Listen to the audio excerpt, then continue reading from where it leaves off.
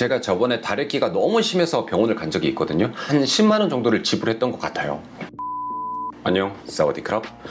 여기는 방콕, 태국 방콕에 사는 저는 레이지 옹입니다. 태국 여행이나 다른 동남아 여행을 자주 다니시는 분들은 한 번쯤은 내가 태국이나 다른 동남아 국가에 살면 어떨까라는 생각을 하게 되죠. 하지만 이내 단점들이 머릿속에 떠오르게 되죠. 대부분의 사람들은 보통 익숙한 것을 선호하다 보니 머릿속에 떠오른 단점이 부풀어져서 장점을 잡아먹고 이내 익숙한 삶으로 돌아가게 됩니다. 하지만 그 금기를 깨고 여기 태국에 살게 된다면 그 단점은 과연 사라질까요? 오늘은 방콕에서 살고 있는 제가 느꼈던 정말 불편했던 태국의 삶에 대해서 얘기를 해보겠습니다.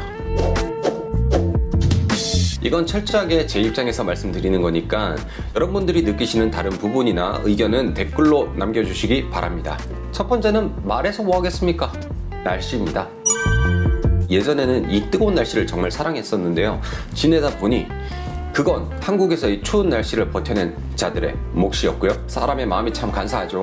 저는 시원한 봄과 여름이 있는 한국의 날씨가 너무 그립습니다. 날씨가 더우면 따라오는 문제들이 있죠. 태국에는 정말 많은 벌레들이 있는 것 같습니다. 바퀴벌레, 모기, 파리, 쥐, 도마뱀도 있고요. 뱀도 있고요. 그놈의 도마뱀은 종류가 왜 그렇게도 많은지 그 찡쪽이라고 불리는 집 도마뱀은요, 너무 자주 봐서 이제 귀엽기까지 합니다.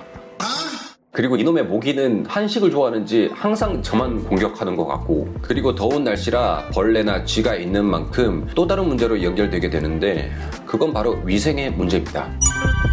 태국 여행하실 때 길거리 음식 드시고 배탈 난 적이 있으신가요? 저는 예전에 여행 올 때마다 배탈이 나서 배탈이 나고 나면 드디어 태국에 도착했구나 하면서 행복함을 느낄 때가 있었습니다. 이제는 태국 생활도 익숙해지다 보니까 길거리 음식 먹을 때도 깔끔하게 정리해놓고 장사하는지 체크하곤 합니다.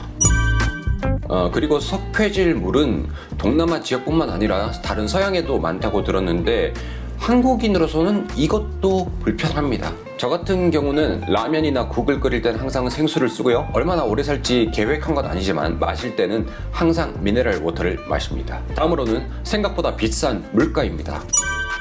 물론 저렴한 태국 음식으로 계속 드신다면 상관없겠지만 한 번씩 한식이나 양식 등등 다른 음식들을 자주 드신다면 한국에서의 식비 아니면 그 이상으로도 나올 수 있어요. 사실 저같이 음식을 직접 해서 먹거나 아니면 태국 음식을 잘 드신다면 크게 문제될 건 없는 부분인 것 같습니다. 다음으로는 교통을 얘기할 수 있겠네요. 저 같은 경우는 방콕에 살기 때문에 크게 불편함을 느끼진 못하는데요. 태국의 다른 지역으로 가면은 지상철, 지하철이 없음은 물론이고요. 택시도 없는 경우가 많아요. 있다 해도 정해진 가격이 비싼 경우가 많고요. 장기로 지내신다면 가장 불편한 부분은 병원이라고 생각합니다. 대부분은 의료보험 적용을 받지를 못하죠. 의료보험을 적용을 받지 못하는 경우 어마어마한 병원비가 청구될 수 있습니다. 제가 저번에 다래끼가 너무 심해서 병원을 간 적이 있거든요. 그때 가서 병원 의사 선생님한테 들었던 한마디는 안 째도 된다였어요. 그리고 약을 받고 한 10만 원 정도를 지불했던 것 같아요. 물론 제가 여기서 외국인이기 때문에 의료보험이 적용이 안 돼서 비싼 건 당연하겠지만 한국에서 다양한 의료제도를 접할 수 있는 한국인으로서는 꼭 고려해야 되는 사항이라고 생각합니다. 태국의 행정 업무는 절대 한국이랑 비교하셔선 안 됩니다. 느릴 거야 라고 생각을 해야지 조금 빡치고 말지 한국과 비교하는 순간 정말 빡이 또 다른 빡을 부릅니다. 저 같은 경우는 비자 업무를 하기 위해서 이민국을 가게 돼도 새벽 6시 전에 도착해서 줄을 서야 그나마 일찍 마치게 되는데요. 게다가 드레스 코드도 있습니다. 정숙한 옷차림이 아니면 퇴짜 맞을 수도 있죠. 저는 이민국에서 퇴짜 맞기 싫으니까 항상 풀 세팅을 해서 갑니다. 태국에서의 문화 생활을 비교하자면 어떨까요? 서울과 방콕 이 두 수도를 비교하면은 확연히 차이가 납니다. 한국에서는 뮤지컬이나 연극을 자주 보곤 했었는데 태국에서는 거의 몇 번 못 본 것 같아요. 그만큼 흔치가 않습니다. 또 다른 예로는 제가 취미를 하나 만들어야겠다 싶어서 한동안 저 혼자서 볼링을 치러 갔었는데 클리어하면은 그 볼링핀이 이렇게 내려와서 새로 세팅을 하잖아요. 세팅을 하는데 이게 항상 이렇게 넘어지거나 그러면 새로 다시 세팅을 해야 되고 이러다가 멈출 때도 있고요. 그런 일들이 너무 잦았어요.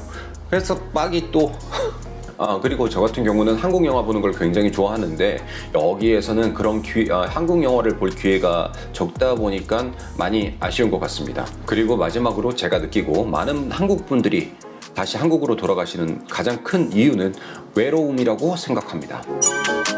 한국에서 청춘을 보낸 저나 다른 사람들도 여기서 아무리 많은 친구들을 사귄다고 한들 한국에 있는 가족, 친구를 대체할 수는 없는 것 같습니다. 저 같은 경우는 사실 외로움을 크게 타지 않는 편인데도 저번에 영상에서 한번 징징댄 적이 있죠. 언어의 장벽도 한 몫을 하는 것 같습니다.